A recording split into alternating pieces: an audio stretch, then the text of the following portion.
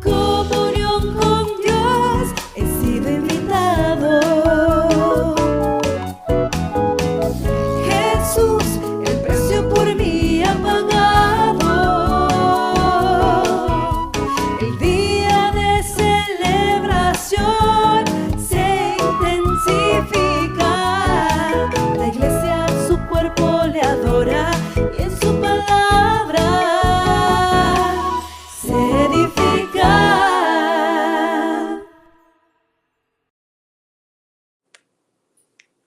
Buenas noches, tengan todos. Hoy miércoles, 25 de marzo, estamos siempre con mucho gozo y gratitud a Dios por poder llegar a sus hogares o a donde quiera que usted esté, poder disponer de este tiempo en esta noche calurosa, al menos aquí en Tegucigalpa, Honduras, esta noche de marzo en que estamos preparándonos pues para la Semana Santa, para la Semana Mayor, como llaman algunos, para poder tener algún tiempo de descanso, pero sobre todo de reflexión en torno al sacrificio de Jesús, nuestro Cordero, en la cruz, a través de ese sacrificio tan representativo, tan significativo, tan relevante, central para nosotros como cristianos, como creyentes. Realmente esta es probablemente de las semanas más importantes del año después de celebrar el nacimiento de Jesús. Así que damos gracias a Dios porque en medio de los afanes de la semana podemos tomar este espacio para poder dedicarlo al Señor, para estudiar las escrituras, para estar juntos en sintonía, en armonía, en torno al Señor, en torno a nuestra palabra. Esto es parte, ya que estamos en la serie de la disciplina que edifica, estar aquí a mediados de semana y disponer este tiempo es parte de esa disciplina del creyente y del discípulo, esa disciplina de buscar del Señor, de crecer en el conocimiento de Él y ser transformados a su imagen y semejanza. Así que los felicito por participar de esta disciplina, por apartar el tiempo y conectarse.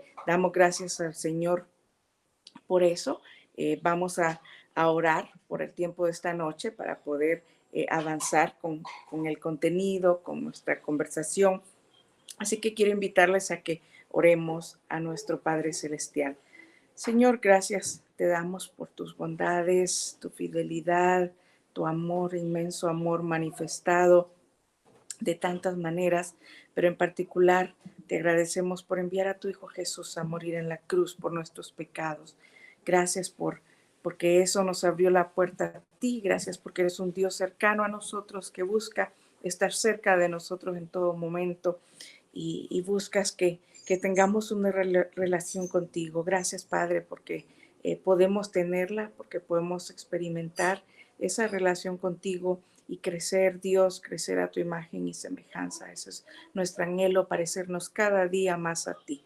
Y por eso estamos aquí hoy, buscándote, Señor, para escuchar tu palabra, para ser transformado nuestra manera de pensar, para que nuestra vida sea transformada, Señor, de acuerdo a lo que tú quieres y esperas de nosotros. Bendice este tiempo, bendice cada corazón, cada persona, calma sus pensamientos, Señor, si están todavía desconectándose de su trabajo o en los afanes de la casa, del hogar, Señor, de los niños, de las cuentas probablemente, de tantos quehaceres diarios. Te pedimos, Dios, que tú calmes y nos permitas tener un momento de quietud para escuchar tu voz hoy, Señor.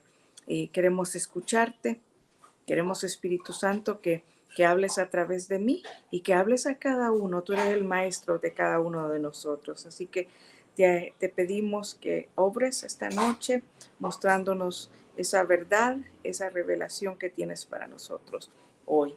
Bendice el resto de este día, de esta noche, en el nombre de Jesús lo pedimos. Amén.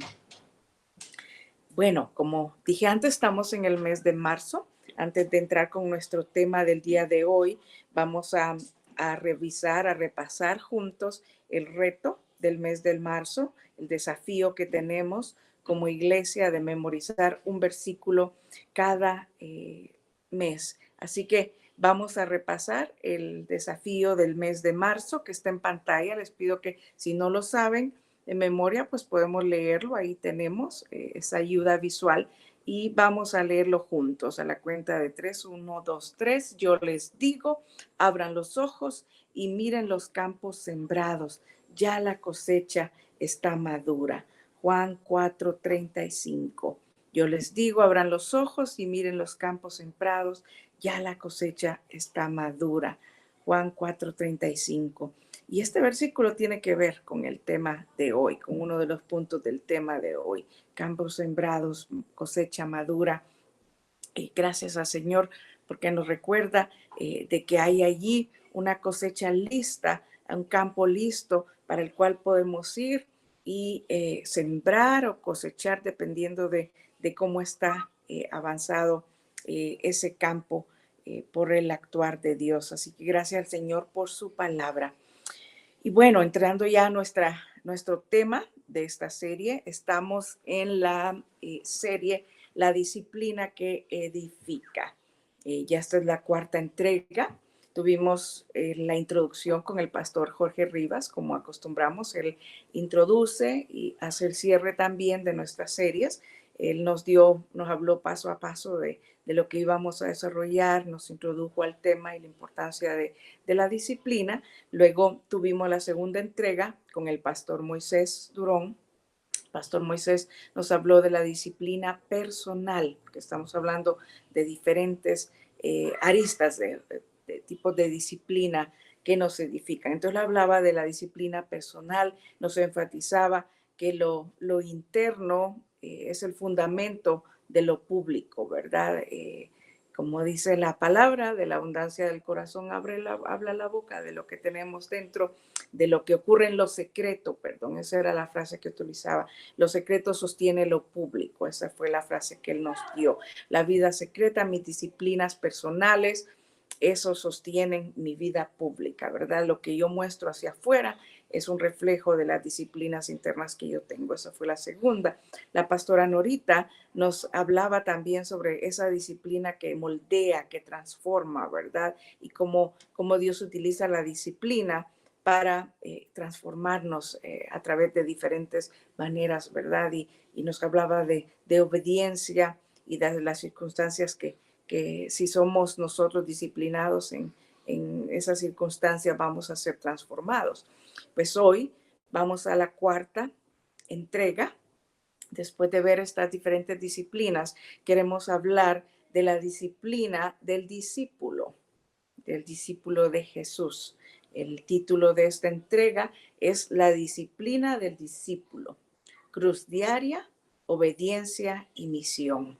Ese es como hemos titulado, como el pastor Rivas, que nos prepara los materiales bases para estas series, ha titulado este estudio número 4, La disciplina del discípulo, cruz diaria, obediencia y misión. Es que la disciplina, hermanos, es una característica esencial del discípulo. Y queremos abrir con una frase importante que dice, donde la gracia forma, la disciplina edifica, ¿sí? Donde la gracia forma, la disciplina edifica. Y como hablamos de la disciplina del discípulo, es importante definir lo que es un discípulo. Un discípulo es un aprendiz, esa palabra significa un aprendiz que imita al maestro. En nuestro caso, somos discípulos de Jesús. Entonces, si somos discípulos de Jesús, debemos imitar al maestro de maestros, ¿verdad? El único maestro, Jesús.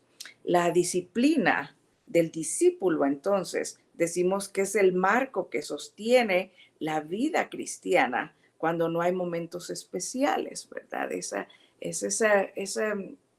marco, ese fundamento que sostiene cuando no hay momentos especiales, cuando tal vez no estamos viviendo experiencias sobrenaturales o impactantes, ¿verdad? Sino que es en el día a día, en lo cotidiano, esa disciplina en lo cotidiano es lo que sostiene nuestra vida cristiana, ¿verdad? Nosotros tenemos que asegurarnos de que desarrollamos esa disciplina que va a sostener por completo todo nuestro ministerio, mi testimonio, ¿verdad? Mi actuar y mi vida. Yo tengo que entender que esta disciplina no necesariamente yo miro el resultado de un día para otro. Más bien, por el contrario, es haciéndolo y siendo disciplinado, siendo fiel día a día, que en su momento voy a cosechar. Voy a cosechar como dice la palabra, no nos cansemos de hacer el bien porque a su debido tiempo cosecharemos. Entonces estas disciplinas nosotros las hacemos como discípulos, la disciplina, porque sabemos que va a tener su resultado, su fruto, su cosecha en mi carácter, en mi ministerio, en mi vida, ¿verdad? Eso es bien importante. Entonces, en otras palabras, esa disciplina del discípulo es esa práctica de seguir a Jesús, de seguir al Maestro en lo ordinario, en el día a día, en lo cotidiano.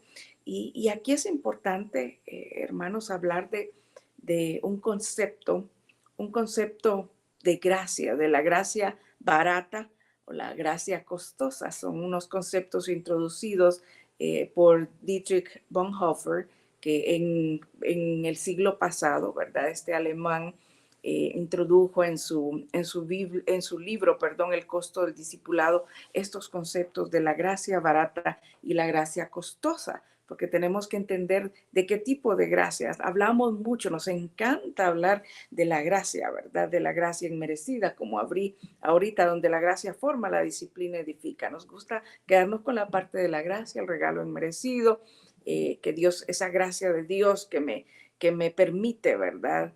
Crecer, desarrollarme, hacer lo que le ha dado, ¿verdad? Que me habilita, esa parte nos gusta, pero debemos entender que hay un concepto de gracia barata y de gracia costosa y que Dios espera que nosotros tengamos, que miremos ese término de gracia con los lentes correctos, con los lentes de una gracia costosa, una gracia que cuesta mucho, ¿verdad? Que aunque me la regalan, es valiosa, costó mucho. Y por eso me encanta que el pastor Rivas haya hecho esta referencia a Dietrich Bonhoeffer en este concepto, porque la gracia barata, según Dietrich, es de Bonhoeffer, la gracia barata es la predicación del perdón sin arrepentimiento o sin cambio de vida.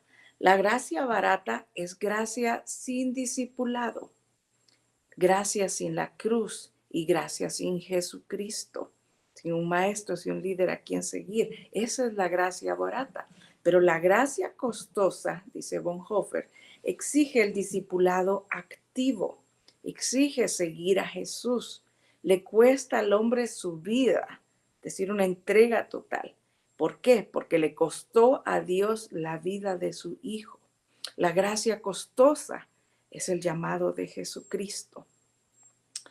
Me encanta este contexto, este concepto, hermanos, de que el llamado de Jesucristo es esa gracia costosa, que costó su vida, ¿verdad? Pues una gracia que implica el discipulado, el seguimiento a Él, ¿verdad? Y esa entrega total. Ese es el tipo de gracia que nosotros predicamos y que deseamos vivir, que esperamos vivir, ¿verdad? Aceptando ese llamado de Jesús, el llamado que Jesús nos ha hecho de seguirle, ese llamado de sígueme, tiene sus implicaciones. No es una gracia barata. Yo quiero que recordemos eso esta noche. Si no recuerdan nada más, pero recuerdan el concepto de la gracia barata y la gracia costosa, que la gracia costosa es la que Jesús nos llama a hacer, a seguirle con este discipulado, hermanos. Y entonces esa gracia costosa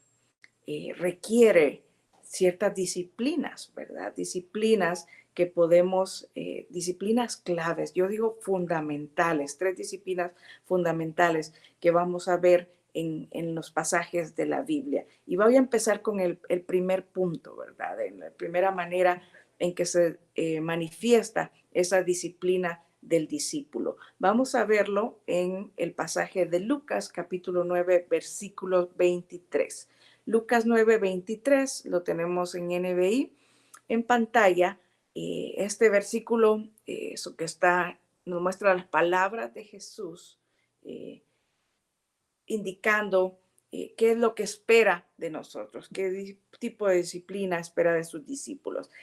Dirigiéndose a todos, declaró: si alguien quiere ser mi discípulo, que se niegue a sí mismo, tome su cruz cada día y me siga. Miren qué profundidad hay aquí. Si alguien quiere ser mi discípulo, que se niegue a sí mismo, tome su cruz cada día y me siga. Esto es lo que Jesús dijo. Es muy bonito ver cómo escuchamos que le seguían multitudes a Jesús, ¿verdad?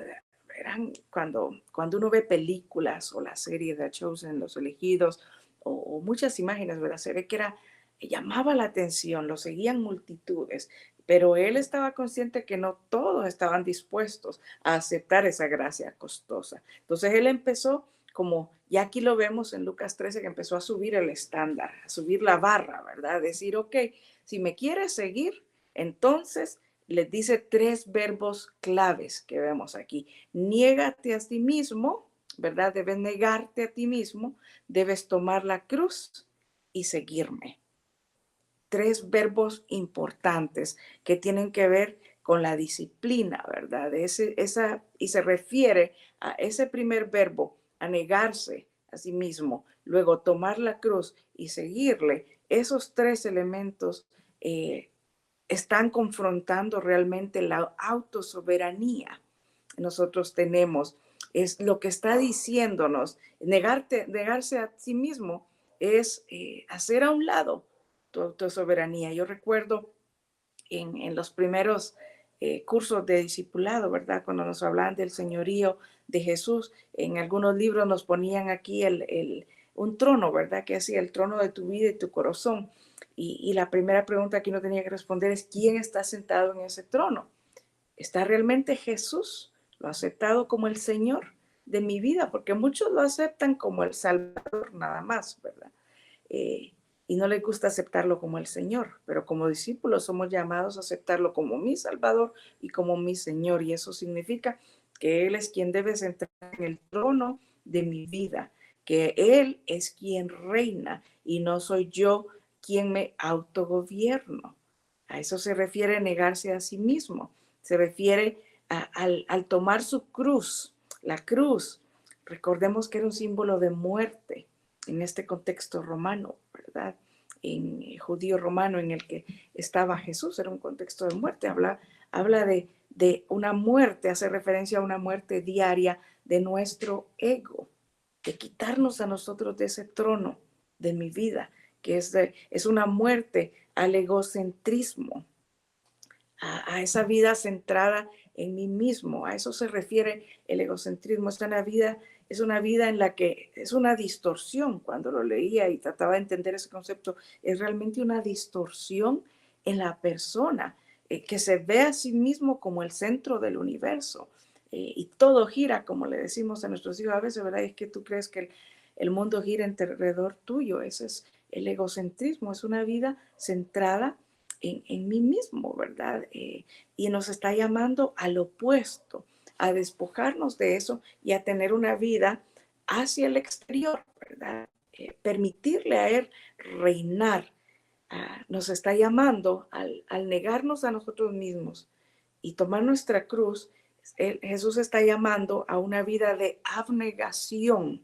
Eso es lo que significa tomar mi cruz. Negarnos a nosotros mismos es una parte esencial del discípulo, hermanos, de la vida cristiana. Y eso es lo que él quería desde allí. Y lo vemos que lo ejemplificó. Él se despojó a sí mismo de muchas maneras. Y uno de los ejemplos es cuando él lavó los pies de sus discípulos, ¿verdad? Se despojó de su rol como el maestro, como el rabí, como el líder, ¿verdad? Y se puso en la posición de siervo ¿verdad? Para poder enseñar a sus discípulos de una forma transformadora. El diccionario de temas bíblicos define la abnegación como la voluntad de negarse a sí mismo posesiones o estatus, con el fin de crecer en santidad y compromiso con Dios. Esa es parte de salir del egocentrismo y vivir una vida de abnegación. Yo me niego a mí mismo placeres, posesiones, estatus que podría tener, pero con el fin de afinar mi vida, de acercarme más a la santidad y el compromiso con Dios. Es como que me privo de esto porque yo quiero realmente conocerte a ti, parecerme a ti, porque eso nos pone en una posición diferente, ¿verdad? Más vulnerable, más dócil a- al Señor, ¿verdad? Es bien importante saber, hermanos, que las palabras que Jesús utilizó en el idioma original para esta frase de negarse a sí mismo eran palabras muy fuertes, eran términos muy fuertes, como negar a sí mismo, como mencioné antes, todas esas cosas, muchas partes de su vida para seguirlo a Él. Esos términos son parecidos a los términos que utiliza Pablo en su declaración de Filipenses 3, 7 al 8. Este pasaje también lo vamos a tener aquí para que lo veamos. Filipenses 3, 7 al 8. Pero Pablo dijo, pero todo lo que para mí era ganancia, lo he estimado como pérdida por amor de Cristo. Y aún más, yo estimo como pérdidas todas las cosas en vista del incomparable valor de conocer a Cristo Jesús mi Señor. Por Él lo he perdido todo y lo considero como basura a fin de ganar a Cristo y ser hallado en Él, no teniendo mi propia justicia derivada de la ley, sino la que es por la fe en Cristo, la justicia que procede de Dios sobre la base de la fe y conocerlo a Él, el poder de su resurrección y la participación en sus padecimientos, llegando a ser como Él en su muerte. Miren qué bonito pasaje. Aquí los términos que utiliza de negarse a sí mismo ahora son similares. Cuando dice, él está diciendo, todo lo demás lo considero basura. Yo estoy dispuesto a negarme todo lo demás que era valioso para mí. Ahora es basura con tal de parecerme más a ti, ¿verdad? Con tal de conocerte más a ti. Ese es el propósito que Jesús tiene al llamarnos a negarnos a nosotros mismos, es a considerar como pérdida todas esas ganancias terrenales, quizás eh, éxito, ¿verdad? Éxito terrenal en términos de fama, reconocimientos, de muchas cosas, con el fin de parecernos más a Jesús en santidad y obediencia a Dios. El llamado es a que tomemos, que renunciemos a nosotros mismos como el centro de la existencia, pero, y más bien reconocer a Jesucristo como nuestro nuevo y verdadero centro. Eso implica reconocer que mi viejo yo, que tenía como centro a Keila, como a que tenía Keila centrada en su trono, ese viejo yo ya murió, porque como dice la palabra, con Cristo estoy juntamente crucificado y ya no vivo yo, mas Cristo vive en mí, ¿verdad? Es esa muerte, ese reconocimiento, o dejar, como dijo Juan, perdón, o en otras palabras de la Biblia, que yo mengüe y que Cristo crezca, ¿verdad? Colosenses capítulo 3, versículo 3 a 5 dice, pues ustedes han muerto y su vida está escondida con Cristo en Dios. Cuando Cristo, que es la vida de ustedes, se manifieste, entonces también ustedes serán manifestados con Él en gloria. Por tanto, hagan morir todo lo que es propio de la naturaleza terrenal, inmoralidad sexual, impureza, bajas pasiones, malos deseos y avaricia, la cual es idolatría, hermanos. Estamos llamados a crucificar todos estos deseos de la carne, ¿verdad? Esos anhelos, que podamos, como Pablo, ver eso como una pérdida, porque yo voy a ganar más.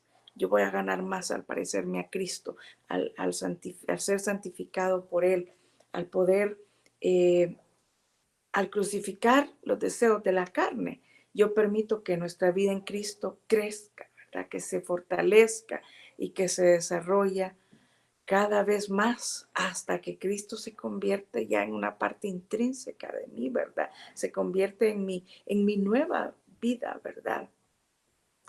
Cuando Cristo llama a un hombre, dijo Bonhoeffer, le ordena que venga y muera. Miren qué bonito, cuando Cristo llama a un hombre, le ordena que venga y muera. Eso dijo Bonhoeffer en su libro, el mismo que hice referencia al inicio, El costo del discipulado, hermanos. Entonces, esa es la invitación a Jesús, de Jesús, perdón, para nosotros, a negarnos a nosotros mismos y buscar el bien de los demás antes de mirar por mí mismo. Cuando estamos dispuestos a sacrificar nuestro tiempo, nuestra energía, nuestros derechos, nuestra posición, como lo hizo Jesús, nuestra reputación, sacrifico privilegios, comodidades o incluso la propia vida. Muchos creyentes y discípulos han tenido que sacrificar su propia vida por amor a Cristo. Cuando estamos dispuestos a sacrificar todo eso, entonces ejemplificamos, hermanos, lo que significa negarnos a nosotros mismos. Pero recordemos que eso no es una pérdida, ¿verdad? Total, sino que, como dijo la palabra, el que haya su vida, la perderá, y el que pierde su vida por causa de mí, la hallará. Si nos negamos a nosotros mismos, hallaremos más bien la vida en abundancia. Nos volveremos más como Cristo, como Jesús, que se despojó a sí mismo, despojó su gloria en el cielo como hijo de Dios para venir a esta tierra, andar en terrenos polvorientos, ¿verdad? Ser despreciado, darse a sí mismo en esos 33 años, ¿verdad? Él nos dio la evidencia y somos llamados a seguir al Maestro en ese mismo nivel. Esa es la disciplina, primera disciplina del discípulo, disciplina clave, ¿verdad? De negarnos a nosotros mismos, negar los deseos de la carne y negar nuestro egocentrismo, nuestra centralidad en mi vida para darme hacia los demás y hacia lo que Dios espera de nosotros. Esa es la primera disciplina del discípulo. La segunda es la obediencia como evidencia del discipulado.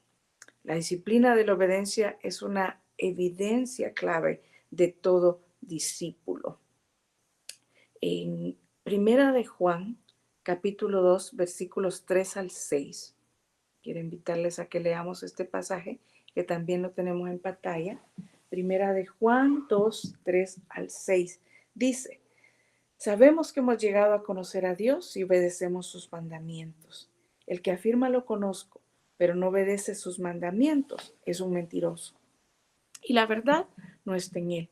En cambio, el amor de Dios se manifiesta plenamente en la vida del que obedece su palabra. De este modo sabemos que estamos unidos a Él. El que afirma que permanece en Él debe vivir como Él vivió. Miren qué bonito pasaje. Dice allí que el que permanece en Él debe vivir como Él vivió y que si le amamos, que si de verdad lo conocemos, obedecemos sus mandamientos. Y es importante aquí hacer una aclaración. No obedecemos para comprar salvación, porque todos debemos estar claros que la salvación no es por obras, ¿verdad? Es por fe en el sacrificio de Jesús hecho por nosotros para darnos salvación. Pero la obediencia es una evidencia de la salvación. La disciplina del discípulo es lo mismo que decir es una obediencia constante, incluso cuando cuesta. Obedecer no siempre es fácil. Yo creo que los niños, en primer lugar, pueden dar testimonio de eso, ¿verdad? No es fácil. Yo les tengo que decir a los míos, a nuestros hijos, lo siento, no es opcional. Es obedecer aunque no me guste, ¿verdad? Aunque no lo quieras, tienes que hacerlo, ¿verdad? Y así es nosotros con Jesús. Tenemos que obedecer aunque no lo sienta, aunque no lo quiera, pero es parte de mi disciplina. Yo lo hago porque estoy llamado a eso. Lo hago porque debo hacerlo. Lo hago porque esto es el ejemplo del maestro, lo hago porque es lo que él espera de mí, ¿verdad? El seguidor, el discípulo debe ejemplificar esta vida de obediencia. La obediencia es la señal distintiva y fundamental del verdadero discípulo de Jesús, porque la obediencia, como lo leímos en el pasaje de Primera de Juan, evidencia ese amor. También lo dijo en el Evangelio de San Juan: si me amáis, guardad mis mandamientos. Es una evidencia de amor, la obediencia, y es una evidencia de sumisión a Dios por encima de los sacrificios externos. La obediencia implica someter mi propia voluntad. La obediencia implica que yo escucho inteligentemente y aplico la palabra de Dios en la vida diaria, incluso en situaciones difíciles, porque me baso en el ejemplo de Cristo. Entonces, hermanos, la palabra es clara. Si le decimos al Señor, si le cantamos el domingo o en la casa cuando escucho las alabanzas, te amo Jesús, te amo, y levanto las manos, esto es tu emoción, pero si no vivo en obediencia, Juan lo dice claramente, es mentiroso, ¿verdad? Somos mentirosos si lo hacemos así. Si de verdad le amamos, debemos cumplir sus mandamientos, debemos obedecer lo que Él pide que hagamos, y tenemos que hacerlo, uno, porque soy discípulo; dos, porque yo creo que eso es lo mejor; y tres, porque eso da un testimonio de Él, ¿verdad? De su reino. Y no debemos olvidar, hermanos, que la evidencia, la obediencia también trae bendición. Además de ser esa evidencia, nos trae bendición. Hay pasajes en la Escritura que nos hablan, que nos definen, que especifican las bendiciones de la obediencia. Hermanos, hay suficiente motivación para hacerlo. La obediencia produce frutos de bendición, de fortaleza y santificación. Eso tiene tanto valor para Él, como Él ya lo dijo, como una muestra de amor. Y como lo dejó claro en su palabra, ¿verdad? Él prefiere obediencia y no sacrificios, ¿verdad? El ejemplo de Saúl, que me encanta, y yo lo he citado en otras ocasiones también, ese ejemplo que está en Primera de Samuel, el primer libro de Samuel, capítulo 15, cuando Samuel era rey y Dios le mandó que fuera y erradicara a los amalecitas, ¿verdad? Que los eliminara completamente. Le dio una orden clara, específica, una instrucción: destrúyelos completamente. Y Saúl fue, llevó a su ejército, hizo todo lo que tenía que hacer, pero no los destruyó completamente. Se llevó rehén al rey, lo dejó con vida, y conservó lo mejor de las ovejas, del ganado, y sus posesiones, y las llevó. Cuando Samuel llega y escucha los sonidos, ¿verdad?, de los animales, le pregunta qué es eso, y Dios realmente lo castigó. Se enojó tanto que le quitó el reino, ¿verdad? Y le dijo: obediencia no quiero, ¿verdad? La obediencia, perdón, es lo que quiero, y no sacrificios. Eso, hermanos, recordemos eso, que eso es lo que Dios espera de nosotros: obediencia y no sacrificios externos, no religiosidad. De nada me sirve matarme haciendo cosas para el ministerio, para la iglesia, o para servir, para manifestar y expresar. Está bien, eso es bueno, pero la obediencia es más importante que los sacrificios externos que yo pueda hacer, y es lo que espera de nosotros. Ese es el segundo muestra de disciplina del discípulo: negarnos a nosotros mismos, la obediencia. El tercer punto, que lo dijo en el primer pasaje, ¿verdad?, de negarse a sí mismo, tomar su cruz y sígueme. Y luego nos invita a la disciplina, perdón, de permanecer en Él. Nos negamos. El segundo, obedecemos. Tercero, permanecemos en Él. Leamos el pasaje de Juan, capítulo 15, versículos 1 al 8. Vamos a tener por ahí, aquí tenemos los primeros. Yo soy la vid verdadera y mi Padre es el labrador. Toda rama que en mí no da fruto, la corta, pero toda rama que da fruto, la poda, para que dé más fruto todavía. Permanezcan en mí y yo permaneceré en ustedes.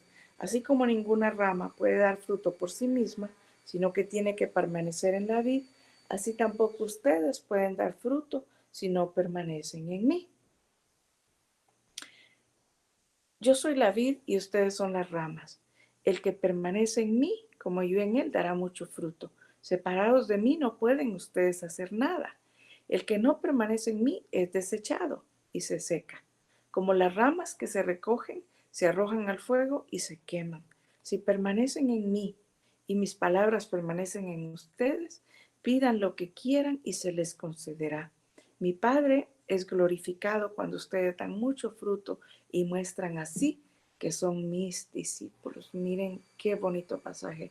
Podríamos hacer una perspectiva completa solo de este pasaje, pero aquí solo voy a señalar algunos puntos que nos ayudan a entender qué es esa permanencia que espera de nosotros, que espera del discípulo de permanecer en él. Y yo creo que esta ilustración de la vid y las pámpanos, ¿verdad? Y las ramas es súper clara, hermanos. Él está diciendo, yo soy la vid, ustedes la rama, los pámpanos, ¿verdad? Deben permanecer en mí. Habla, no es una permanencia pasiva, valga decirlo, ¿verdad? Para nuestra vida, sino que es una permanencia activa, relacional, ¿verdad? Que requiere acciones de mi parte, no es lo que estoy pegado ahí como por inercia, ¿verdad?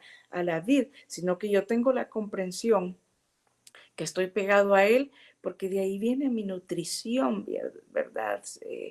Viene esa fuerza que me ayuda a vivir, a hacer lo que él espera de mí, ¿verdad? Yo permanezco de manera activa y no pasiva. ¿Cómo permanezco de manera activa? Bueno, haciendo lo necesario para permanecer en su palabra, para conocer su palabra, para estudiar su palabra, para rumiarla, para memorizarla, para digerirla y dejarla que obre en mí, que me penetre, que me cambie, ¿verdad? Yo permanezco de manera activa cuando soy obediente, como ya lo vimos, cuando me niego a mí mismo, cuando permanezco en su amor, cuando permanezco en la comunión con el cuerpo, ¿verdad? Con la comunidad. Hay acciones que tengo que hacer que evidencian esa permanencia activa, hermanos. La permanencia del discípulo es la unión constante, vital y obediente del creyente con Jesús. Y que eso trae un resultado claro. Resulta en dar fruto espiritual y madurez cristiana. Vamos a dar fruto espiritual. Se van a evidenciar en nosotros, perdón, el fruto del Espíritu: amor, gozo, paz, paciencia, benignidad, bondad, fe, mansedumbre, templanza, ¿verdad? El carácter de Jesucristo será evidenciado en nosotros. Y voy a dar más fruto, como el que vamos a hablar a continuación en el último punto, pero sobre todo que demostraré madurez cristiana, ¿verdad? Demostraré esa disciplina en la vida ordinaria, en lo cotidiano, en la adversidad, en la dificultad. Esos son símbolos de madurez. No es que al primer incendio, a la primera prueba, voy a salir corriendo, ¿verdad? Y me olvido de Dios. La madurez cristiana demuestra realmente que tengo un fundamento sólido, que estoy pegado a Él y que yo permanezco allí, a veces quieto, esperando que Él hable, esperando que venga mi socorro, recordando sus promesas, recordando su palabra, recordando lo que Él ha hecho antes, como nos decía don Radamés el domingo en la iglesia, y esperando lo que Él va a hacer. Ese es el tipo de permanencia que Él espera de nosotros, permanecer en Él de manera activa para poder dar muchos frutos. Esa permanencia, hermanos, entonces, en conclusión, debe mostrarse con la conexión a la vida, con la obediencia a la palabra, con un compromiso y perseverancia, ¿verdad? Constancia dispuesto a pagar ese precio del seguimiento y dando fruto.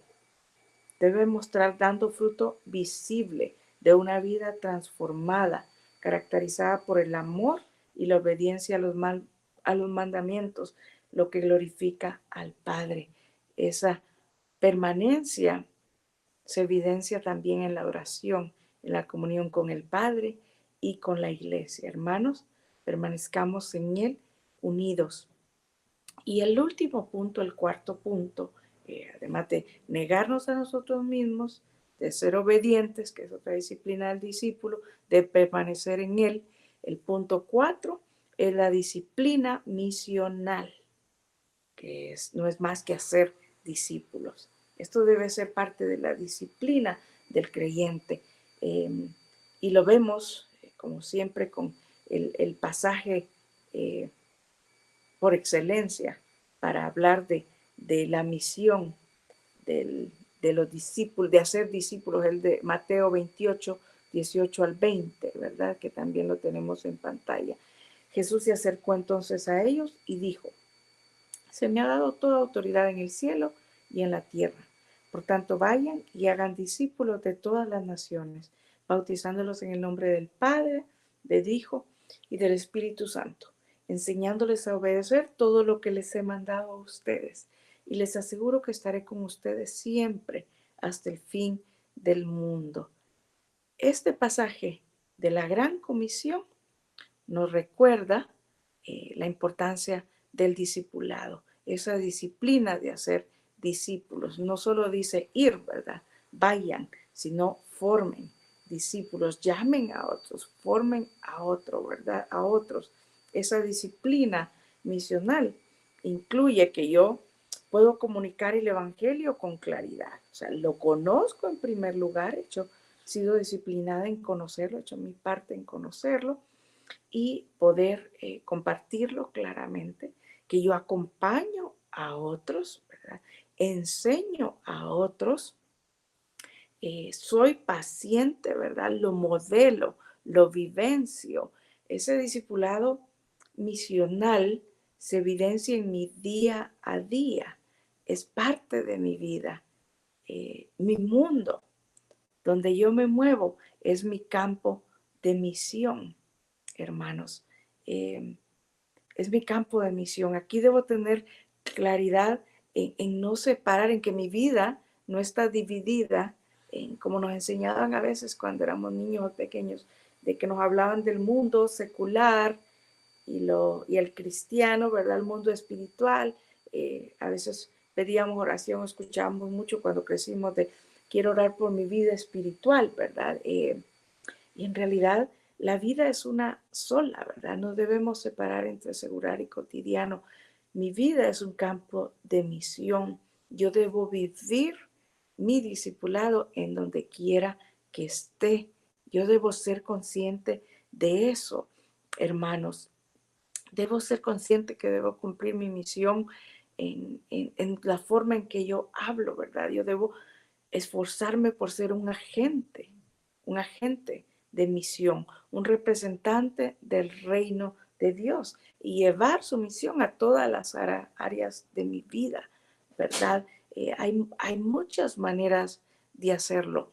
Debe reflejarse en la forma en que yo hablo, en la forma en que expreso interés y amor por los demás, al compartir la palabra, al compartir el evangelio con claridad, como dije antes. Tenemos que ser esa sal y luz, que eso somos llamados a ser, ¿verdad? En este mundo de oscuridad uno mira a veces tanto egoísmo, tanto egocentrismo en nuestros sitios de trabajo, en nuestros vecindarios, ¿verdad? ¿Cuánto nos cuesta unirnos para mejorar, para transformar nuestros vecindarios, para apoyarnos en el trabajo, en la escuela, ¿verdad? Cada uno jalando por su lado.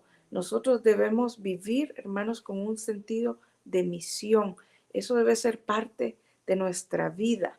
David Platt ha insistido en que el discipulado bíblico no es un evento, es un proceso, no es algo que ocurre en un momento determinado, es un proceso, ¿verdad? Ese es el tipo de discipulado que debemos hacer, ese proceso, y que debemos buscar formar y hacer discípulos en donde quiera que estemos, hermanos.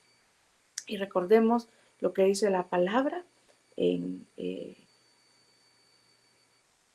Primera de Corintios 10:31, aunque tengo dudas si es el pasaje sinceramente, o que dice: entonces, ya sea que coman, sí, gracias, y ahí está en pantalla, ahí está el pasaje. Entonces, ya sea que coman, que beban o que hagan cualquier otra cosa, háganlo todo para la gloria de Dios. Y todo lo que hagan de palabra o de hecho, háganlo todo en el nombre del Señor Jesús, dando gracias por medio de Él a Dios el Padre. Amén. Eso es tener un sentido de misión, que todo lo que haga sea como para Él, para honrarlo a Él, para comunicar su evangelio. Nada pasa por casualidad.